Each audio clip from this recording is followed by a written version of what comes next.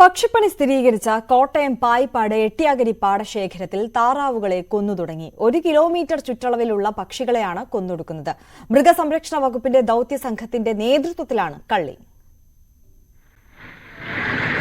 കോട്ടയത്ത് ഇത് ഇത്തവണ രണ്ടാമത്തെ സ്ഥലത്താണ് പക്ഷിപ്പനി സ്ഥിരീകരിക്കുന്നത്. രണ്ടിടത്തും H5N1 പനിയാണ് സ്ഥിരീകരിച്ചിരിക്കുന്നത്. ഭോപ്പാലിലെ ലാബിലെ പരിശോധനാ ഫലം ഇന്നലെയാണ് പുറത്തു വന്നത്.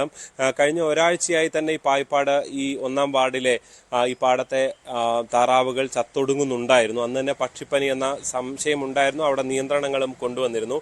എന്തായാലും ഇന്നിപ്പോൾ ഈ പക്ഷികളെ കൊന്നൊടുക്കി അതിന്റെ ശാസ്ത്രീയമായി സംസ്കരിക്കുന്ന കള്ളിംഗ് നടപടികൾ തുടങ്ങിയിട്ടുണ്ട്. 18,000-ഓളം താറാവുകളാണ് ഈ ഒരു കർഷകന് മാത്രം ഉള്ളത്.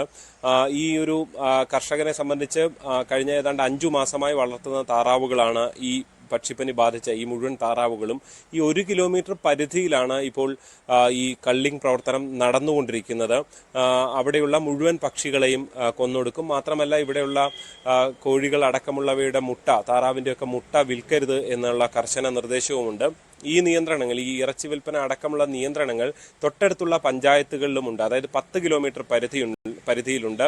കുറിച്ചി, തൃക്കൊടിത്താനം, ഒപ്പം തന്നെ വാഴപ്പള്ളി എന്നീ 3 പഞ്ചായത്തുകളിലും ചങ്ങനാശ്ശേരി നഗരസഭയിലും ഈ നിയന്ത്രണം ഉണ്ടാകും. അത് ജൂൺ 2 വരെയാണ് ഈ സ്ഥലങ്ങളിൽ നിയന്ത്രണമുള്ളത്. അതേസമയം തന്നെ 1 കിലോമീറ്റർ പരിധിയിലുള്ള നിയന്ത്രണം അത് ഇനിയൊരു അറിയിപ്പ് ഉണ്ടാകുന്നത് വരെ ആ നിയന്ത്രണം തുടരും എന്നതാണ് പറയുന്നത്. എന്തായാലും ഇന്ന് രാവിലെ മുതൽ മൃഗസംരക്ഷണ വകുപ്പ് ഉദ്യോഗസ്ഥരുടെ ഒരു ദൗത്യ സംഘം തന്നെ ഈ കള്ളിംഗ് പ്രവർത്തനങ്ങളിൽ ഏർപ്പെട്ടിരിക്കുകയാണ്. ഇന്ന് തന്നെ അത് പൂർത്തിയാക്കാൻ കഴിയുമോ എന്ന് വ്യക്തമല്ല. എന്തായാലും മണർകാട് ഫാമിലും അതിന്റെ 1 കിലോമീറ്റർ ചുറ്റളവിലുമായിട്ട് ഏതാണ്ട് 9,500-ഓളം പക്ഷികളെയാണ് കഴിഞ്ഞ ആഴ്ച കൊന്നൊടുക്കിയത്. ഈ ഒരു പ്രദേശത്ത് ഒരു കനത്ത ജാഗ്രതയും ആശങ്കയും ഒക്കെ നിലനിൽക്കുന്ന ഒരു സാഹചര്യമാണ് ഉള്ളത്.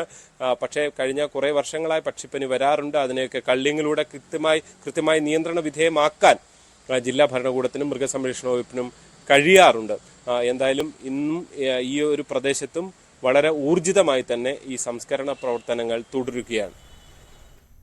ജി ശ്രീജിത്തിന്റെ റിപ്പോർട്ടാണ് കണ്ടത്. അട്ടപ്പാടി